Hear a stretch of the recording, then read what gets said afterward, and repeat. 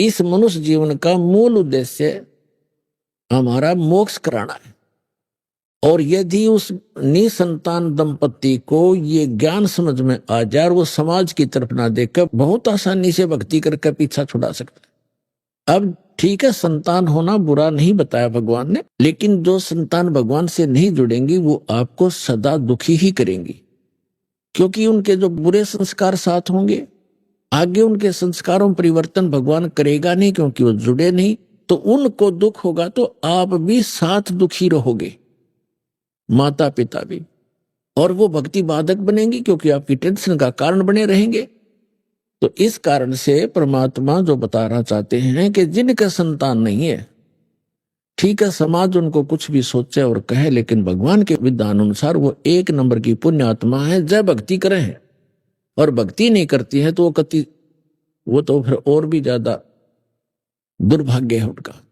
समाज के भी ताने सहन करने पड़ते हैं और भगवान से भी दूर रह रही है, तो वो महादुर्भाग्य है उनका। तो इसलिए जिनके संतान नहीं है उनका मोक्ष बहुत ही आसानी से होगा। भक्ति कर ले, नाम शुरू कर दे और संसार से मन हटा ले, परमात्मा के विधान को आधार मान के जीवे, तो सारा दिन भक्ति करनी। ये समस्या ये आती है कि बुढ़ापे में हमने कौन संभालेगा? अरे भगवान रहा संभालने वाला सबको। अब बेटा अमेरिका में और माता पिता यहाँ हिंदुस्तान में, और दोनों का रोग हो गया। वो पड़ोसी ठाए अंडे उसने, और बेटा वहां बैठा अमेरिका में, वो मर लिए, मरे पाछे भी तीसरे दिन आया। चाट ले उस बेटे ने, बता के सहारा दे दिया बेटे ने। अपने कर्म साथ देंगे, भगवान साथ देगा। एक त्रिलोचन नाम के भगत थे, संतान नहीं थी, भक्ति करते थे। पत्नी का देहांत हो चुका था, वृद्धावस्था में अकेला रह गया था। एक नौकर रखा हुआ था, सेवादार उसने। तो वो सेवादार कहने लगा, मेरे घर पे ऐसी ऐसी घटना घट गई महाराज जी, मैंने जाना पड़ेगा। वो बोला, जा बेटा, देखी जाएगी, दुखी सुखी होकर मैं अपना थोड़ा बहुत टहलूं, करूंगा अपना कार्य।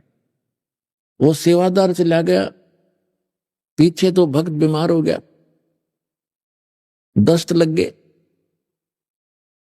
अब वो सीमा से निकला होगा, तभी भगवान उस सेवक का रूप बना के उस भक्त के घर पे आ गया। उसने पूछा, क्या बात होगी बेटा, कैसे वापस आ गए तुम? कि महाराज जी मेरा मन नहीं माना, आप न छोड़ के जाऊं, आप तो वृद्ध हो, बीमार से हो, कुछ अस्वस्थ भी चल रहे हो, कुछ दिन के बाद चला जाऊंगा जब आप स्वस्थ हो जाओ। तो उसने कहा, धन्य है बेटा आपको, आपने ऐसी सोच रखी। अब उसकी टट्टी उठा उठा कर वहां से बाहर डाल के आए भगवान उस सेवक के रूप, और 1 महीना तक उनकी सेवा करी। स्वस्थ रहोगे और खूब नुहावे दुहावे, अच्छा बैठावे, और परमात्मा की कथा सुने और सुनावे। अब फिर क्या हुआ, 1 महीने के बाद वो सेवक वापस आया और आके उसने पोटली रखी, जो भी लाया था रास्ते में, वहां से आया था। उसी समय भगवान वहां से निकल गए।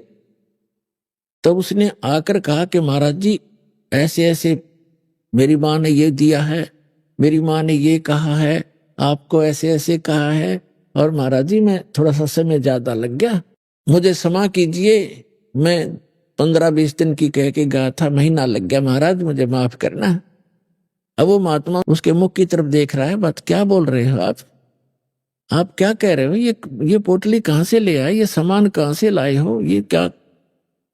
उसने बताया, जी मैं घर से आया हूं अपने वहां से।